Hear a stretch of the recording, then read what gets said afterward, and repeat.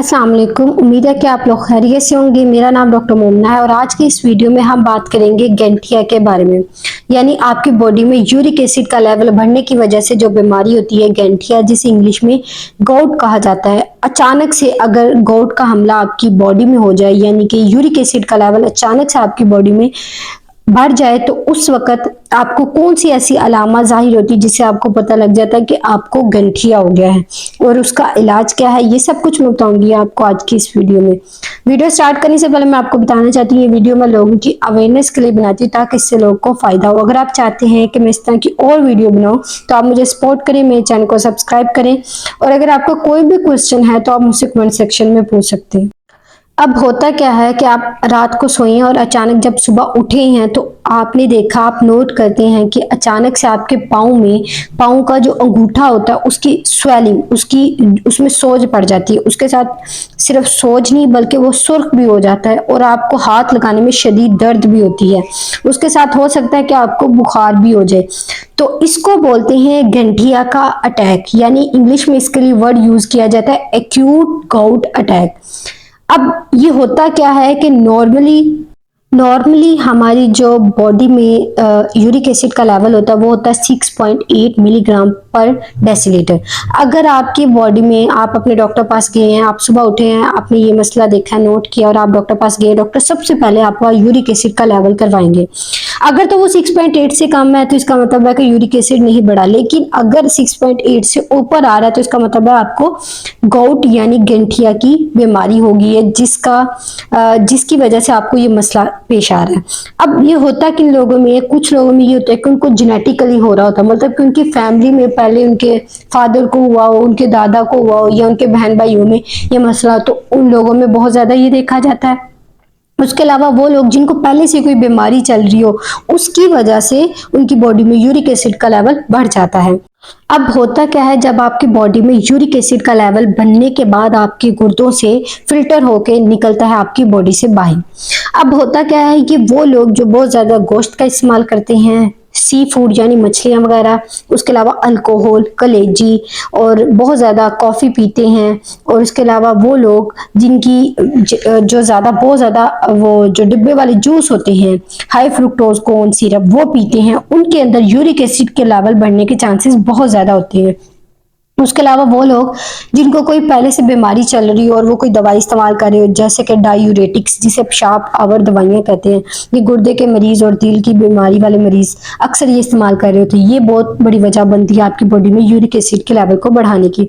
उसके अलावा वो लोग जो एस्प्रीन का इस्तेमाल कर रहे होते हैं, उनके अंदर यूरिक एसिड के बढ़ने के चांसेस बहुत ज़्यादा होते हैं। अब होता क्या है, या तो दो वजह होती है जिसकी वजह से आपकी बॉडी में यूरिक एसिड का लेवल एक खास हद से ज़्यादा बढ़ जाता है, या तो बॉडी में बहुत ज्यादा यूरिक एसिड बन रहा है उस वजह से, या फिर आपके गुर्दों से यूरिक एसिड कम मिकदार में निकल रहा है। इन दोनों ही सूरतों में आपकी बॉडी में यूरिक एसिड का लेवल एक नॉर्मल रेंज से बढ़ जाता है, जिसकी वजह से आपको ये प्रॉब्लम पेश आती है। अब होता क्या है, जैसे आपकी बॉडी में यूरिक एसिड का लेवल बढ़ जाता है तो ये आपकी बॉडी के जिस्म के मुख्तलिफ जोड़ों में जाके बैठना शुरू कर देता है, क्रिस्टल की फॉर्म में जाके। होता क्या है, जब भी वो आपके जोड़ों में जाके क्रिस्टल की शक्ल में बैठता है तो आपकी बॉडी में एक रिएक्शन शुरू होता है। उस रिएक्शन की वजह से उस जोड़ में सोजिश हो जाती है, स्वेलिंग हो जाती है। खास तौर पे लोगों को ज्यादा जो मुतासिर होता है वो अंगूठा, पाँव का अंगूठा, उसमें बहुत ज्यादा स्वेलिंग देखी जाती है।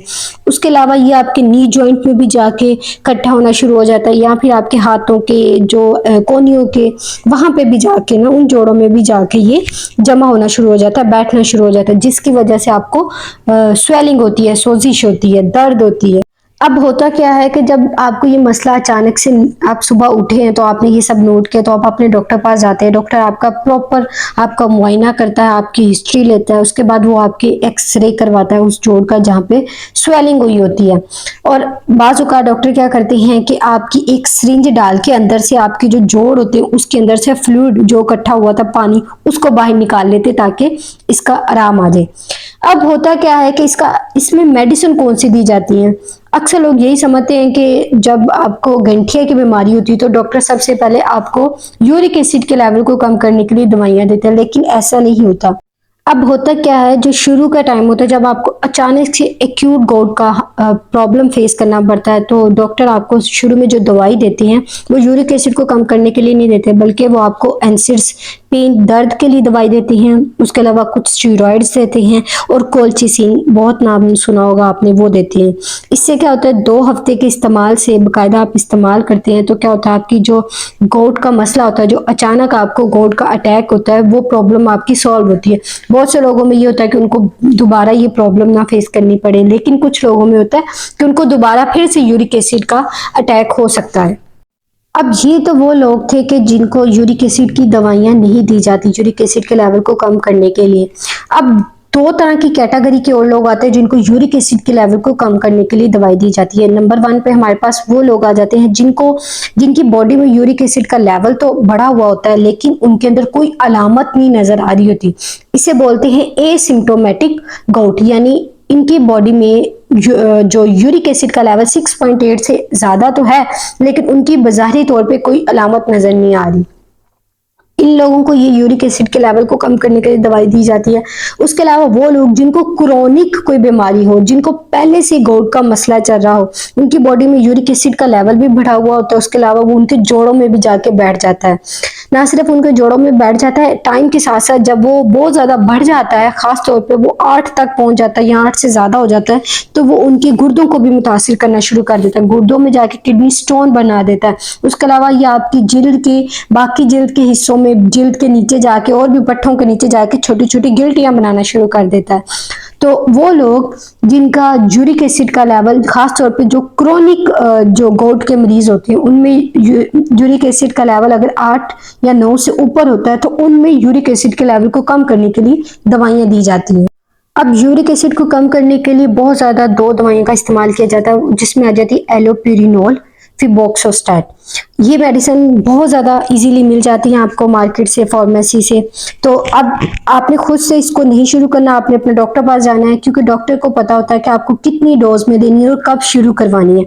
शुरू के जो टाइम होता है, शुरू के महीनों में ये कोशिश करते हैं कि कम डोज से आपको ये मेडिसिन शुरू करवाई जाए। जब डॉक्टर स्टार्ट में आपको कम मेडिसिन से शुरू करवाता है, 1 महीने बाद जब जाते हैं आप, दोबारा से आपका टेस्ट करवाया जाता है, यूरिक एसिड का लेवल चेक करवाया जाता है। अगर यूरिक एसिड का लेवल ज्यादा आ रहा है, तो फिर उस केस में डॉक्टर आपकी ये मेडिसिन की डोज को बढ़ा देता है। वो आपकी अलामत और यूरिक एसिड के लेवल पे डिपेंड करता है कि कितनी डोज लेनी है। अब वो लोग जिनमें यूरिक एसिड का लेवल बहुत ज़्यादा, खास तौर पे क्रोनिक गाउट वाले मरीज जो होते हैं, यूरिक एसिड का लेवल बहुत ज़्यादा हाई हो और उनमें किडनी स्टोन के भी पहले कोई प्रॉब्लम चल रहा हो, साथ में उनमें रिकरेंट यूरिक एसिड के अटैक होने के, गाउट के अटैक होने के चांसेस होते हैं, तो उन लोगों में ये मेडिसिन की जो डोज है वो कम दी जाती है अकॉर्डिंग टू पेशेंट की अलामत के। अब आपने देखा होगा कि बढ़ते हुए जैसे जैसे टाइम गुजर रहा है, तो यूरिक एसिड के केसेस जो गोट के, एक्यूट गोट के, और जिसे गोटी आर्थराइटिस भी बोला जाता है, उसके मरीज बहुत ज्यादा बढ़ते जा रहे हैं, यानी इसके केसेस बहुत ज्यादा देखे जा रहे हैं। बहुत से लोगों को ये प्रॉब्लम रहता है। इसकी वजह क्या है? ओबेसिटी सबसे मेन वजह। अगर वजन बहुत ज्यादा हो तो उसकी वजह से बहुत ज्यादा चांसेस होते हैं कि आपकी बॉडी में यूरिक एसिड का लेवल हाई होगा। उसके अलावा वो लोग जिनको शुगर है लेकिन शुगर पे कंट्रोल नहीं है, उसकी वजह से उनमें बहुत ज्यादा देखा गया है कि उनको यूरिक एसिड के जो गोट के अटैक होने के चांसेस। अब मैं आपको बताती हूँ कौन से कुदरती तरीके ऐसे हैं जो आपकी हेल्प करेंगे आपकी बॉडी में यूरिक एसिड के लेवल को कम करने में। सबसे पहले तो अगर आपका वजन बहुत ज्यादा है तो वजन को कम करें। दूसरा, अगर आपको शुगर का मसला है तो उसको कंट्रोल करें। अगर आपकी कंट्रोल नहीं हो रही तो अपने डॉक्टर से कांटेक्ट करें, अपने डॉक्टर से अपना जो HbA1c का टेस्ट है वो टाइम के साथ करवाते रहे, ताकि आपको पता लगता रहे कि आपकी शुगर कंट्रोल में है कि नहीं है। और उसके अलावा डॉक्टर आपको जिस डोज में मेडिसिन दे रहा है उस डोज में मेडिसिन इस्तेमाल करें, ना उसको कम लें ना उसको ज्यादा लें, क्योंकि इसका फिर कोई फायदा नहीं होगा। आपने एक प्रॉपर डोज में लेनी है, उतनी ही जितनी आपको आपके डॉक्टर ने बताई है। उसके अलावा बहुत एक अच्छी चीज जो आपके लिए जो बहुत ज्यादा हेल्प करेगी यूरिक एसिड के लेवल को कम करने की, वो है पानी। ज्यादा से ज्यादा घर में पानी का इस्तेमाल करें। देखिए, जो पानी होता है ये आपकी बॉडी में फ्लश सिस्टम के तौर पे काम करता है, तो जितना ज्यादा आप अपना पानी पिएंगे उतना ज्यादा फ्लश होगा और उतनी ज्यादा आपकी बॉडी से जो गंदगी है वो बाहर निकलेगी। दूसरी चीज, जो लोग बहुत ज्यादा गोश्त खाने के शौकीन है तो उनको चाहिए गोश्त, अगर उनको यूरिक एसिड का प्रॉब्लम है तो वो गोश्त का इस्तेमाल कम करें। उसके अलावा जो सी फूड मछलियाँ वगैरह खाते हैं उसका इस्तेमाल कम करें। वो लोग जिनका यूरिक एसिड का लेवल बहुत ज़्यादा हाई है वो कलेजी का इस्तेमाल कम से कम करें। तो ये कुछ चीज़ें हैं, कुछ प्रिकॉशंस कह लें जिससे आप बच सकती हैं अपनी बॉडी में यूरिक एसिड का अटैक होने से। उसके अलावा आप सब्ज पत्तों वाली सब्जियों का इस्तेमाल करें, वो आपकी बॉडी में यूरिक एसिड के लेवल को बढ़ाती नहीं है। लेकिन कुछ सब्जियां जिसमें आ जाता है मटर, फलियां, लोबिया, इनका देखा गया कि ये आपकी बॉडी में यूरिक एसिड के लेवल को कुछ हद तक बढ़ाती हैं। तो इनका इस्तेमाल वो लोग जिनको गोट का प्रॉब्लम है तो वो ज़रा कम मिकदार में करें। अब आपको जो मैंने लाइफस्टाइल चेंजिंग की बात बताई है, जो आपको लाइफस्टाइल मॉडिफिकेशन की बात बताई है, अगर आप इस पे अमल करती हैं, इस पे प्रॉपर आप एहतियात से प्रिकॉशंस लेते हैं, तो आप उसके बाद इंशाल्लाह आपको जो गोट का या यूरिक एसिड का जो प्रॉब्लम होता है, जो आपकी बॉडी में हाई हो जाता है, वो प्रॉब्लम दोबारा फेस नहीं करना पड़ेगा। उम्मीद करती हूँ ये वीडियो आपको पसंद आई होगी। मिलते हैं नेक्स्ट वीडियो में, तब तक के लिए अल्लाह हाफिज।